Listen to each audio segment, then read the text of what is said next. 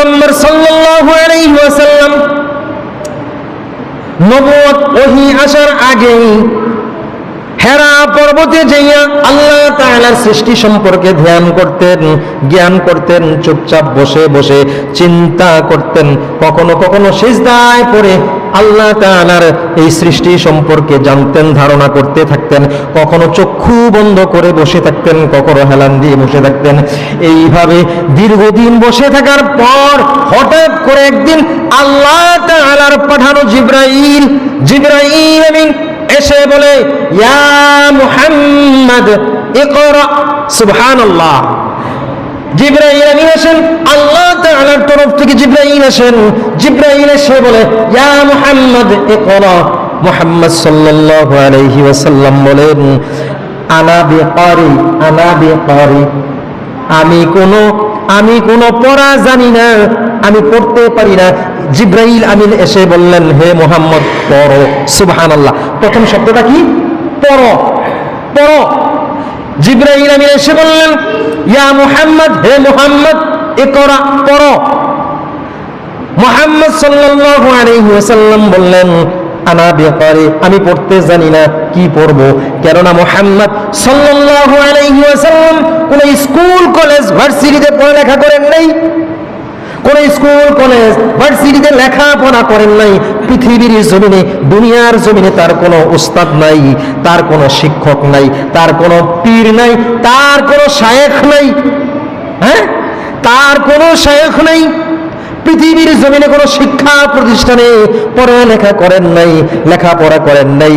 এই জন্য তিনি জবাব দিলেন, জিবরাইল যখন বললেন ইকরা, তিনি বললেন, আমি পড়তেই জানি না। জিবরাইল আমিন মুহাম্মদ সাল্লাল্লাহু আলাইহি ওয়াসাল্লামকে এইরকম জড়িয়ে ধরে বুকে চেপে ছেড়ে দিলেন, বললেন ইকরা, হে মুহাম্মদ তুমি পড়ো। মুহাম্মদ সাল্লাল্লাহু আলাইহি ওয়াসাল্লাম আরেকবার বললেন, আমি পড়তে জানি না। সুবহানাল্লাহ। আরেকবার বললেন, আমি পড়তে জানি না। যখন বললেন পড়তে জানি না, জিবরাইল আমিন আরেকবার তাকে বুকে জড়িয়ে ধরে চেপে ছেড়ে দিলেন। আবার মুহাম্মদ সাল্লাল্লাহু আলাইহি ওয়াসাল্লাম এই রকম ভাবে কাঁপাকাঁপি শুরু করে দিয়েছেন, শরীর কাঁপতে শুরু করেছেন। যখন জিবরাইল আমিন ধরলেন, ধরে ছেড়ে দিলেন, এই চাপ দিয়ে ছেড়ে দেওয়ার পর তার শরীরে কম্পন সৃষ্টি হয়ে যায়। ভয়ঙ্কর একটা শক্তি মনে হলো আমাকে জড়িয়ে ধরে চেপে ছেড়ে দিয়েছে। এইভাবে দ্বিতীয়বার বলার পর, চেপে ধরে ছেড়ে দেওয়ার পর তৃতীয়বার বললেন, হে মুহাম্মদ আপনি পড়ুন। বললেন, আমি পড়তে জানি না। তৃতীয়বার আবার ধরলেন, ধরে চেপে ছেড়ে দিলেন। তিনবার বুকে জড়িয়ে জিবরাইল আমিন মুহাম্মদ সাল্লাল্লাহু আলাইহি ওয়াসাল্লামকে ছেড়ে দিলেন। তিনবার বুকে ধরে চেপে ছেড়ে দেওয়ার পর এবার বললেন, হে মুহাম্মদ আপনি পড়ুন। এবার মুহাম্মদ সাল্লাল্লাহু আলাইহি ওয়াসাল্লাম পড়তে শুরু করলেন, ইকরা বিসমি রাব্বিকাল্লাযী খালাক খালাকাল ইনসানা মিন আলাক ইকরা রাব্বুকাল আকরাম আল্লাযী আল্লামা বিল কলম। সুবহানাল্লাহ। আল্লাহু আকবার।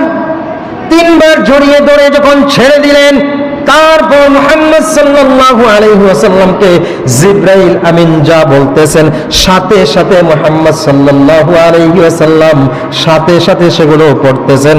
এইভাবে সূরা আলাকের 5টি আয়াত পড়লেন। 5টি আয়াত পড়ার পর জিবরাইল আমিন তাকে ছেড়ে দিলেন, বললেন আজকের জন্য এখানেই শেষ। মুহাম্মদ সাল্লাল্লাহু আলাইহি ওয়াসাল্লাম এই 5টি আয়াত পড়ার পর যখন ভাবলেন আমাকে কেউ একজন জড়িয়ে ধরেছে, আবার চেপে ধরে ছেড়ে দিয়েছে, 3বার হলো, আবার কিছু শিখালেন, আমি শিখলাম, সেগুলো মুখস্থ করলাম। তখন তিনি চক্ষু খুলে তাকাইলেন, তাকাইয়া দেখলেন কে আমাকে ধরেছে। তাকাইয়া দেখলেন আসমান এবং জমিনের যত ফাঁকা জায়গা আছে, সমস্ত ফাঁকা জায়গা পরিমাণ একটা লোক, একটা কিছু বসে বসে, মনে হচ্ছে তামাম ফাঁকা জায়গার মধ্যে জায়গা নিয়ে বসে আছে এমন একজন লোক এসে আমাকে কিছু শিখিয়ে দিয়ে গেলেন। সুবহানাল্লাহ। তার কাছে এমন মনে হলো যেন আসমান জমিনের যে ফাঁকা জায়গা আরো বেশি জায়গা লাগবে তার বইতে, এমন একটা লোক সামনে বসে আছে। সুবহানাল্লাহ। তিনি ভয় পেলেন, এত ভয়, এত ভয়, মৃত্যুর ভয় মানুষের যেমন করে আসে এর চাইতে আরো ভয় তার মনে সৃষ্টি হলো। হঠাৎ করে অলৌকিকভাবে কেউ একজন ধরে চেপে ছেড়ে দিলেন, এমন জোরে চাপ, যার কারণে তিনি ভয় পেয়ে গেলেন। এই ভয় পেয়ে আয়াতগুলো পড়তে পড়তে পড়তে পড়তে বাড়ির দিকে রওনা করলেন, বাসার দিকে রওনা করলেন। বাসায় যাইয়া আম্মাজান খাদিজা রাদিয়াল্লাহু তাআলা আনহাকে ডেকে বললেন, আমার বেগম, আমাকে চাদর দাও, চাদর দাও, সুবহানাল্লাহ, কম্বল দাও অথবা চাদর দাও, দিয়ে আমাকে ঢেকে দাও। বলে কি হয়েছে? বলে আমি মৃত্যুর ভয় পাচ্ছি। সুবহানাল্লাহ। বললেন আমি আশঙ্কায় আছি, আল্লাহ তাআলা হয়তো আমাকে মেরে ফেলবেন। হঠাৎ হঠাৎ এইরকম ঘটনা, তাই তিনি ভয় পেলেন। আম্মাজান খাদিজা রাদিয়াল্লাহু তাআলা আনহা ডেকে বললেন, হে মুহাম্মদ, আপনাকে আমি যতদূর চিনেছি, আপনার সাথে আমার বিবাহ বন্ধনে আবদ্ধ হওয়ার পর থেকে বা তার আগে থেকে আম্মাজান খাদিজা রাদিয়াল্লাহু তাআলা আনহার কাজে, ব্যবসার কাজে তিনি সহযোগিতা করতেন। বিবাহের আগে, বিবাহ হওয়ার আগে তিনি ব্যবসার কাজে সহযোগিতা করতেন। তিনি ব্যবসার কাজ, খাদিজার ব্যবসা পরিচালনা করতেন। আপনাকে আমার বিবাহের আগ থেকে আমি চিনেছি, জেনেছি, যেইটুকু চিনেছি, আপনি কখনো কারো সাথে মিথ্যা কথা একটাও বলেন না, আপনি কখনো কারো সাথে চিটিংবাজি করেন না, কারো দুঃখ দুর্দশা দেখলে আপনি এড়িয়ে চলেন না, দুঃখ দেখলে তার দুঃখেও কষ্টটাকে লাঘব করার চেষ্টা করেছেন, কারো বিপদ দেখলে বিপদ থেকে উদ্ধার করার চেষ্টা করেছেন, আপনি কারো সাথে অসুস্থতা হলে তাকে দেখতে গিয়েছেন। এইভাবে আপনার যে আদর্শ, আপনার যেই আদর্শ, যেই রকম উত্তম আদর্শ আমি দেখেছি, আমার মনে হয় আল্লাহ কখনো আপনার সাথে খারাপ কিছু করবে না। নিশ্চয়ই আল্লাহ যা কিছু করেছে আপনার মঙ্গল কিছুই করেছে, উত্তম কিছু করেছে। সুবহানাল্লাহ। সর্বপ্রথম সাক্ষ্য দিয়ে দিলেন কে? আম্মাজান খাদিজা রাদিয়াল্লাহু তাআলা আনহু। যাইয়েই বললেন, আমাকে চাদর দিয়ে ঢেকে দাও, কম্বল দিয়ে ঢেকে দাও, আমি আশঙ্কা করছি। আশঙ্কা কি? মরণের ভয়। মরণের, হঠাৎ এরকম দেখলে মানুষ এমনই মনে করে, এত ভয়ঙ্কর একটা জিন যদি সামনে দাঁড়াই যায়, আমি জিন, আমাদের অবস্থা কি হবে? হ্যাঁ, মরণের অবস্থা হয়ে যাইব। আর তিনি স্বয়ং জিবরাইল এসব পরিচয় দিয়ে গেলেন। হ্যাঁ, এবং ধরে তিনি এমন ভয় পেলেন, এত জ্বর আসলেন শরীরে, বাসায় যেয়ে বললেন, আমাকে কম্বল দিয়ে ঢেকে দাও, কম্বল দিয়ে ঢেকে দাও। আচ্ছা, আমি আপনাদেরকে ইন্দ্রিয় বুঝাচ্ছিলাম, এখানে আবার আর একটু পরে আসবো। ইন্দ্রিয় বুঝাচ্ছিলাম, পঞ্চ ইন্দ্রিয়, একটা ইন্দ্রিয় মাস্টার ইন্দ্রিয় সহযোগিতা করে, সেইগুলা দুনিয়া, দুনিয়া। হ্যাঁ, ওহি এমন এক ওহি, এমন এক বার্তা, এমন এক আল্লাহ তাআলার কালাম। আপনি দেখেন, কালাম যখন জিবরাইল আমিন দিলেন আর মুহাম্মদ সাল্লাল্লাহু আলাইহি ওয়াসাল্লাম তা গ্রহণ করলেন, আল্লাহ তাআলা জিবরাইলের মাধ্যমে দিলেন। আমরা যখন স্কুলে পড়তে যাই তখন অক্ষর শেখা লাগে, আকার ইকার শেখা লাগে, শিক্ষা করে বানান শিক্ষা করার পর রিডিং পড়তে পারি, ঠিক না বেটে? রিডিং পড়তে হলে আস্তে আস্তে আক্ষরিক জ্ঞান শিক্ষা করা লাগে, যার কারণে ব্ল্যাকবোর্ড, চকের প্রয়োজন হয়, কলম খাতার প্রয়োজন হয়, শিক্ষকের প্রয়োজন হয়। কিন্তু এখানে শিক্ষা দিলেন জিবরাইল, আল্লাহ শিক্ষা দিলেন জিবরাইলের মাধ্যমে।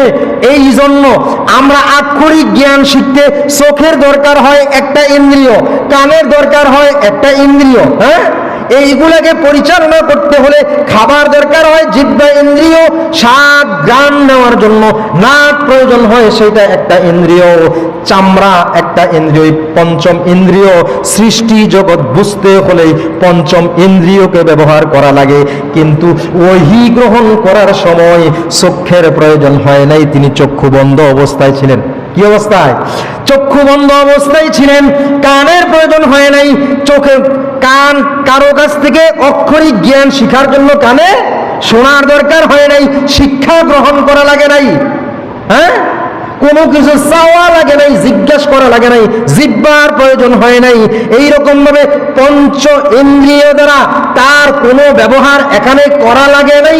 শুধু মস্তিষ্কের মধ্যে আল্লাহ তাআলা জিবরাইল মাধ্যমে ওহী ডাইরেক্ট নাজিল করে দিয়েছেন, আর মস্তিষ্কের মধ্যে তিনি গ্রহণ করে সাথে সাথে হেরা পর্বত ত্যাগ করে বাসায় চলে এসেছেন। এসেই বলতেছে আমার উপর আল্লাহ তাআলা এইরকম জিবরাইল মাধ্যমে কিছু একটা পাঠিয়েছে। সুবহানাল্লাহ। ওহী আমি বলতেছিলাম মস্তিষ্ক দ্বারা কি করেছেন, মস্তিষ্কটাকে গ্রহণ করতে পেরেছে, কারণ এটা আখিরাতের বিষয়। এটা কিসের? আখিরাতের বিষয়। গ্রহণ করেছে কে? মস্তিষ্ক, মাস্টার ইন্দ্রিয়, যেটা অন্য ইন্দ্রিয়গুলোকে সাপোর্ট করেছে। আমি এই জন্য প্রথমে দুনিয়াবি যেই সব আমাদের পঞ্চ ইন্দ্রিয়ের যে কাজগুলো এগুলো বুঝিয়ে আসছিলাম। এটা দ্বারা ওহী বোঝা সম্ভব হয় না, মস্তিষ্কের উপরে আসছে।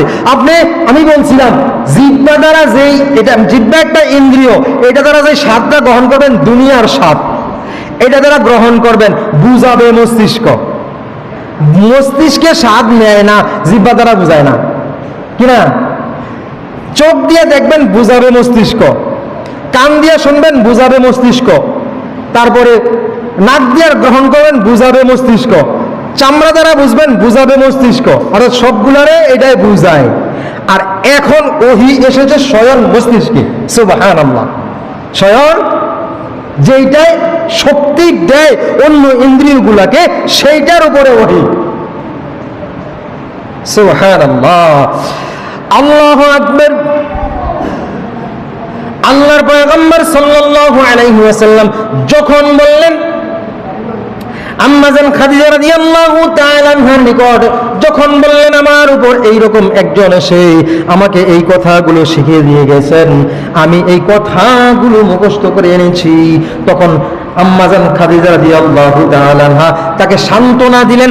সান্ত্বনা দেওয়ার পর সান্ত্বনা দিয়ে বললেন আপনি টেনশন করবেন না, চিন্তা করবেন না, আমার একজন চাচাতো ভাই আছে, ওয়ারাকা ইবনে নাওফেল। বললেন আমার একজন চাচাতো ভাই আছে, ইনজিল কিতাবের পণ্ডিত, ইনজিল কিতাবের আলেম, তিনি এখনো জীবিত আছেন। আমি তার কাছে যাইয়া জিজ্ঞাসা করব আপনার উপর এমন কেন হয়েছে, কি হয়েছে। আমরা তো দুনিয়ার মানুষ, কিছুই বুঝতে পারি না, জানতে পারি না। আমরা বোঝার জন্য একজন শিক্ষিত ব্যক্তির কাছে, একজন বুজুর্গ ব্যক্তির কাছে যাই। এই জন্য তিনি বললেন, আম্মা জান খাদিজা রাদিয়াল্লাহু তাআলা আনহা বললেন আপনি টেনশন করবেন না, আপনার যতটুকু সেবা করা দরকার, পয়গম্বরের যতটুকু সেবা করার দরকার তিনি সেবা করে তারপর তাকে একটু সুস্থ করে নিয়ে তাকে নিয়ে নাওফেল, ওয়ারাকা ইবনে নাওফেল ওয়ারাকার কাছে গেলেন। যাইয়া বললেন ও ভাই, আপনার এই ভাইস্তা, ওনার আমার সম্পর্কে উনি ভাইস্তা লাগে, যে আপনি ওনার ভাইস্তারকে জিজ্ঞাসা করে দেখুন উনি আজকে হেরা পর্বত থেকে বাসায় এসে এইগুলো কি বলতেছে, কি কথা বলতেছে, এই কথাগুলো আপনি একবার শুনেন, শোনার পর আমার কাছে কিছু ব্যাখ্যা করুন, সান্ত্বনা করুন, কি হয়েছে আপনি বিস্তারিত আমাদেরকে বলার চেষ্টা করুন। বললেন আপনার চাচাতো ভাই আজকে কয়েকদিন যাবৎ হেরা গুহায় যায়, যাইয়া ওখানে ধ্যানরত অবস্থায় থাকে, অনেক দিন ধরে এই অবস্থা। প্রায় সময় আমিও যাইয়া খাবার টাবার নিয়ে ওখানে যাই, তাকে খাবার খাইয়ে আসি। আজকে এসে উনি প্রচন্ড জ্বর, ভীতু অবস্থায়, ভয়ে কাঁপতে কাঁপতে আমাকে বললেন তাড়াতাড়ি আমাকে চাদর দাও, কম্বল দিয়ে ঢাকো, আমি খুব নিজেকে নিয়ে শঙ্কায় পড়ে আছি, আশঙ্কায় আছি। এই বলে তিনি আমার কাছে আইসা আশ্রয় চাইলেন। আমি তাকে আশ্রয় দিলাম, কম্বল দিয়ে চাদর দিয়ে ঢেকে দিলাম, তাকে সেবা করে একটু সুস্থ করে তুললাম। এখন আপনার নিকট নিয়ে এসেছি, আপনি বলুন ওনার কি হয়েছে, কি এগুলা যেইগুলা উনি মুখস্থ করে এসেছে এইগুলো আপনি একবার শুনেন। সুবহানাল্লাহ। ওরাকে জিজ্ঞেস করলেন হে মুহাম্মদ আপনি কি দেখেছেন এবং কি বলেছেন, কি শুনেছেন, একবার আমাকে বলুন। বলো। এবার মুহাম্মদ সাল্লাল্লাহু আলাইহি ওয়াসাল্লাম বললেন আমি ধ্যানরত অবস্থায় ছিলাম, একজন এসে আমাকে বলল ইয়া মুহাম্মদ ইকরা। আমি বললাম পড়তে জানি না। তিনি বললেন পড়ো। আমি বললাম পড়তে জানি না। তিনি বললেন পড়ো। এই রকম ভাবে বলার পর তিনি আমাকে জোরে বুকে টেনে নিয়ে চেপে ছেড়ে দিলেন, আবার বলল পড়ো। আমি বললাম পড়তে জানি না। এই রকম তিনবার বলার পর তিনি যখন তৃতীয়বার বুকে চেপে ছেড়ে দিলেন, আর তিনি যখন বললেন ইকরা, বিসমি রব্বিকাল্লাযী খলাক, পড়ো তোমার প্রভুর নামে, রবের নামে যিনি তোমাকে সৃষ্টি করেছেন।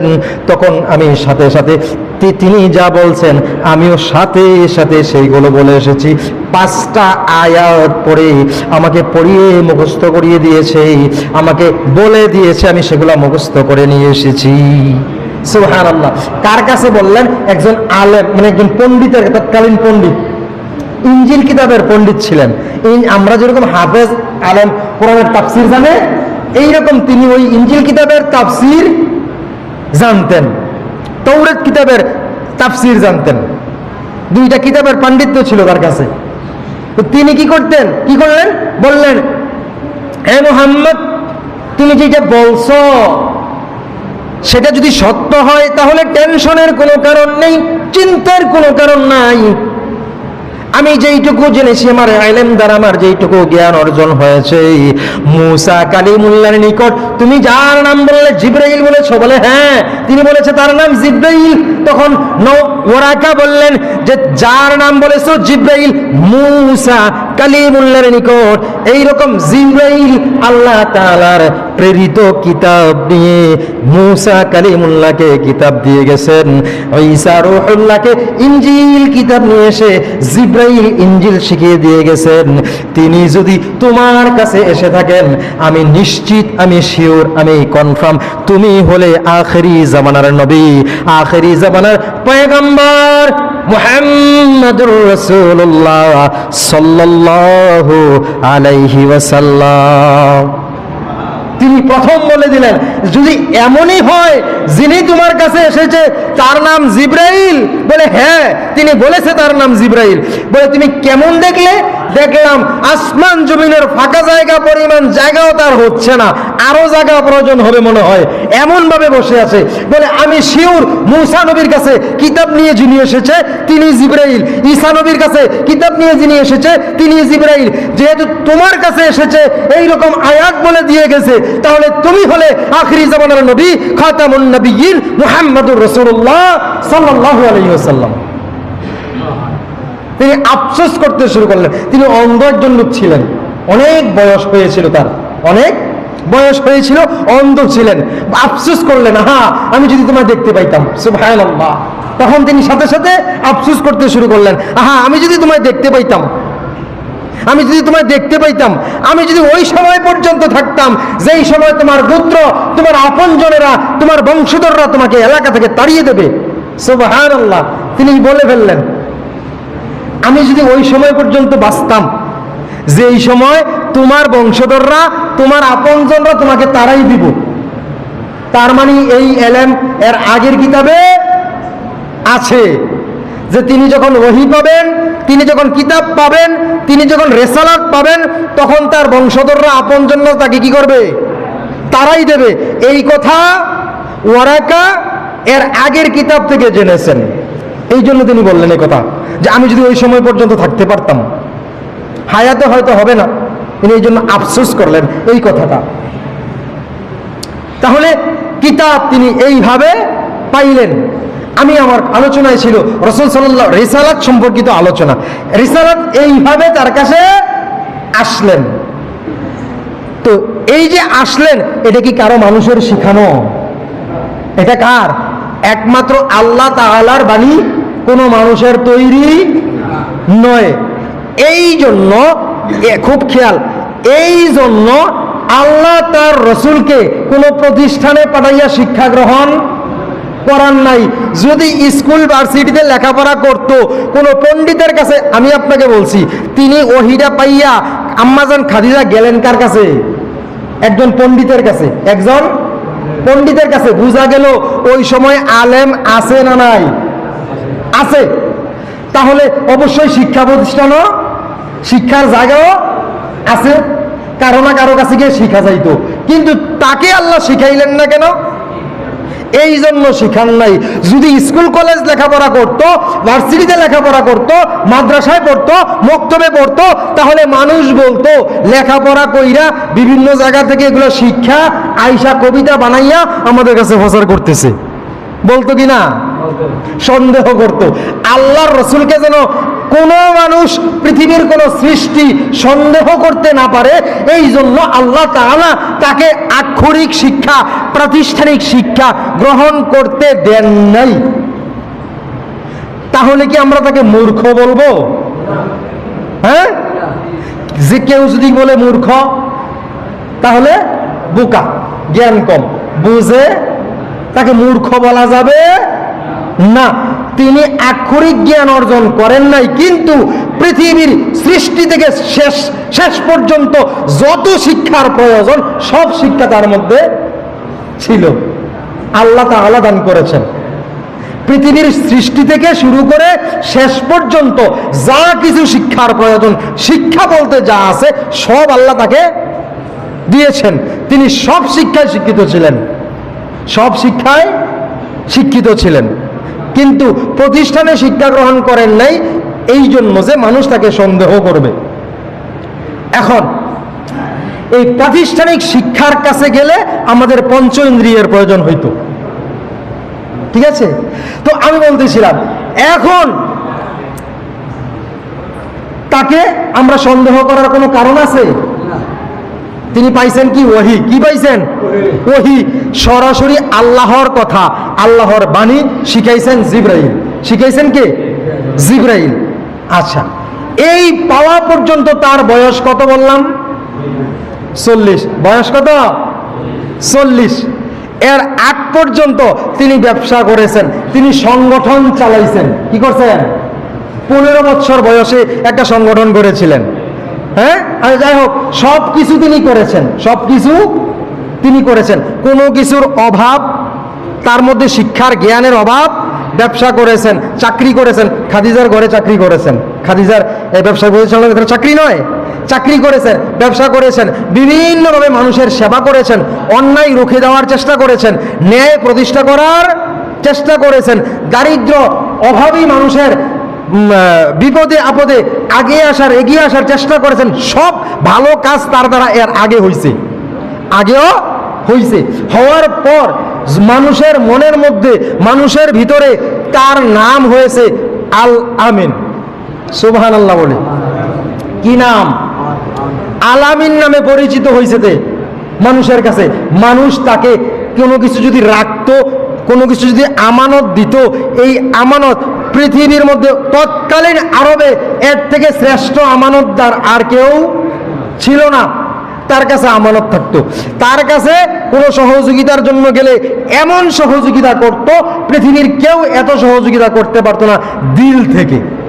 ঠিক এইরকম ভাবে সমস্ত ভালো কাজগুলো তিনি করতেন, যার কারণে মানুষ তাকে বললেন কি? আলামিন, বিশ্বাসী। আলামিন মানে কি? বিশ্বাসী। মানুষ তাকে মোহাম্মদ না বলে বিশ্বাসী লকব দিলেন, উপাধি দিলেন, দিয়ে ডাকতে শুরু করলেন। মোহাম্মদ একজন বিশ্বাসী। যখন ওহী আসলো আর তিনি বললেন আমার উপরে রিসালাত এসেছে, ওহী এসেছে, এখন তোমরা আল্লাহ তাআলার একাত্মবাদের সাক্ষ্য দাও, তখনই তার উপরে আক্রমণ শুরু হয়ে গেল। আপনজনেরা, বংশধরেরা, এলাকাবাসী, পাড়া প্রতিবেশী শুরু করলেন তাকে আক্রমণ করতে। বললে তুমি মিথ্যাবাদী। এখন আর আলামিন বলে না, আলামিন বলে না, বলছে তুমি মিথ্যা কথা বলছো, তোমাকে আদর দিতে দিতে আমরা উপরে উঠে ফেলছি। কি করছি? আদর দিতে দিতে উপরে উঠে ফেলছি। হ্যাঁ, এরকম। যখন কি করলেন? ওহীর খবর মানুষের কাছে পৌঁছাতে শুরু করলেন, তো ঠিক তখনই তার সাথে দুশ্মনী, শত্রুতা শুরু হয়ে গেল।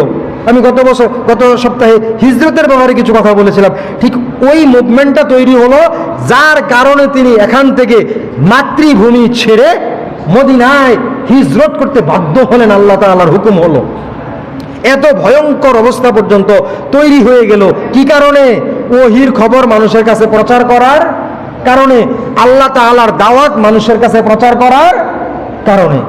তো আমরা এখন যেটা জানলাম সেটা হলো ওহী, রিসালাতের আলোচনা শুনতেছিলাম, রিসালাতের আলোচনা শুনতেছিলাম। রাসূল সাল্লাল্লাহু আলাইহি ওয়াসাল্লাম কি শেষ নবী না আরো নবী আসবে? প্রথম কথাটা আমার শুরু থেকে আমি এই কথাটা দিয়ে শুরু করেছি। প্রথম কথাটা আল্লাহ বলেছেন, মা কানা মুহাম্মাদুন আবা আহাদিম মির রিজালিকুম ওয়ালাকিন রাসূলুল্লাহি ওয়া খাতামান নবিয়্যিন, নবী তোমাদের কোনো পুরুষ মানুষের পিতা নহে, তিনি বরং আল্লাহ তাআলার প্রেরিত রাসূল এবং শেষ নবী। বলেছেন কে? আল্লাহ। সূরা আহজাবের 40 নম্বর আয়াত বলেছেন আল্লাহ। বুখারী, আমি যেই ঘটনাটা এতক্ষণ বললাম ওহির ব্যাপারে, বুখারী শরীফের 3 নম্বর হাদিস, সহিহ আল বুখারীতে কিতাবে 3 নম্বরে ওহির সূচনার শুরুতে হাদিসগুলো 3 নম্বর হাদিসটা বলেছি, ঠিক আছে? ঠিক এইভাবে আমি বললাম, তো আল্লাহ বলেছেন তিনি কি খতামুন নবিয়্যিন, খতামুন নবিয়্যিন। যদি আপনি হাদিস না মানেন, নবীর কথা না মানেন, আল্লাহর কথা মানেন, কোরআনে এসেছে, কোরআনের আয়াত কি? খতামুন নবিয়্যিন, আর কোন নবী নাই। এখন যদি আপনি বলেন আমাদের যুগে, এই কিছুদিন আগে আমি শুনতে পেয়েছি আফ্রিকার কোনো এক ভণ্ড নিজেকে নবী দাবি করে ফেলছে, হ্যাঁ, এইরকম যুগে যুগে যুগে যুগে নিজেকে নবী দাবি করতেছে, অনেক ভণ্ড আছে। কিন্তু আমরা বলবো মুহাম্মদ সাল্লাল্লাহু আলাইহি সাল্লামের পরে আর কোনো নবী নাই। তিনি যেই ওহির বার্তা আমাদের কাছে রেখে গেছেন সেইটাকে আমরা মেনে চলার চেষ্টা করব তামাম জিন্দেগি, কিয়ামত পর্যন্ত আর কোনো রসুল আসবে না। তিনি শেষ নবী, তিনি খাতামুন নবীন। আমরা ইনশাআল্লাহ এটা মানলে ইমানদার, মানলে ইমানদার। যদি বলেন না মানি না, তাহলে ইমান ঘাটতি, ইমান থাকবে না। আর যদি কেউ বলে না নবী মানি না, আল্লাহ মানি, নাউজুবিল্লাহ, আল্লাহ মাফ করো, এই কথা বললে তো আরো কি হয়, ইমান চলে যায়। নবীকে নবী মানতে হবে, নবীকে নবী মানতে হবে, রসুলের হাদিসগুলো মানতে হবে। রসুলের হাদিসগুলো যেহেতু রিসালাতের বয়ান, আমি এই কথাটা আপনাদেরকে বারবার বলছি, নবীর হাদিস না মানলে ইমানদার হওয়া যাবে না।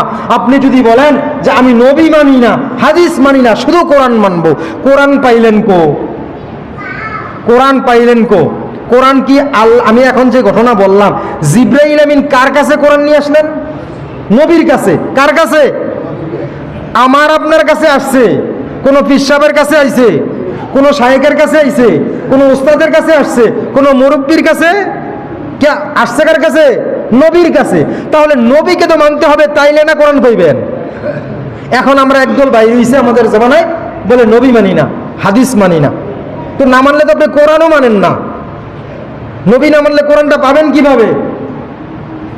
আল্লাহ তাআলা আমাদেরকে এইসব কথা থেকে দূরে রাখুক, হেফাজত রাখুক, হেদায়েতের উপর চলার তৌফিক দান করুক। হেদায়েতের উপরে চলতে হলে দুটি লাগবে, কিতাব কোরআন এবং রাসূলের সুন্নাহ হাদিস, দুটি লাগবে। হ্যাঁ, কি? আল্লাহ তাআলার পাঠানো ওহী কোরআন, আল্লাহ তাআলার পাঠানো ওহী কোরআন, আর রাসূলের রেখে যাওয়া বাণী সুন্নাত হাদিস। এই দুইটা ছাড়া ইমানদার হওয়া যাবে না। ইমানদার না হইলে আমল দিয়ে কোনো কাজ হবে না। আমলদার হতে হলে ইমানদার আগে হওয়া লাগবে। সমস্ত আমলের আগে আল্লাহ তাআলা সম্বোধন করেছেন আমল করো, এই হুকুমের আগে আল্লাহ বলেছেন ইয়া আইয়ুহাল্লাযিনা আমানু, হে ইমানদারগণ, অর্থাৎ আগে ঈমান গ্রহণ করো, পরে আমল। প্রত্যেকটা আমলের আগে ইন্নাল্লাযীনা আমানু ওয়া আমিলুস সলিহাত, আল্লাহ বলেছেন যারা ঈমান এনেছে এবং নেক আমল করেছে। তাহলে আগে কি? ঈমান। ঈমান ঠিক রাখতে হলে মানতে হবে আল্লাহ এবং তার রাসূল। রাসূলকে বাদ দিয়ে ঈমানদার হওয়া যাবে না। শেষ কথা, সবাই বলি রাসূলকে বাদ দিয়ে, সবাই বলি ঈমানদার হওয়া যাবে না, রাসূলকে বাদ দিয়ে আমরা ইনশাল্লাহ মানবো। আমি আপনাদেরকে বলানোর কারণ আছে, আমাদের আশেপাশের সমাজেও এরকম কিছু লোক আছে যারা রাসূলকে মানে না। এই জন্য আমি আপনাদেরকে কথাটা এখান থেকে বলাই দিলাম। বাবা, আমার দায়িত্ব হলো আমি আপনার কাছে পৌঁছে দেয়া, মানার দায়িত্ব আপনার। না মানেন, আমি ছোট মানুষ বলে যদি আপনি না মানেন, আপনি আমাকে না মানেন, বড় কিতাব পড়েন, বড় পণ্ডিতের কাছে যান, ভালো শিক্ষিতর কাছে যান, যাইয়া দেখেন আমার কথাগুলো সত্য কিনা। রাসূল না মানলে ইমানদার হওয়া যাবে না। আল্লাহ তাআলা আমাদেরকে রাসূল মানতে হবে, রাসূল মানার, হাদিস মানার, কোরআন মানার তৌফিক, মন মানসিকতা ওই রকম হেদায়েত দান করেন। সকলে বলি আল্লাহুম্মা আমিন। ওয়া আখিরু দাওয়ানা আলহামদুলিল্লাহি রাব্বিল আলামিন। আসসালামু আলাইকুম ওয়া রাহমাতুল্লাহি ওয়া বারাকাতুহু।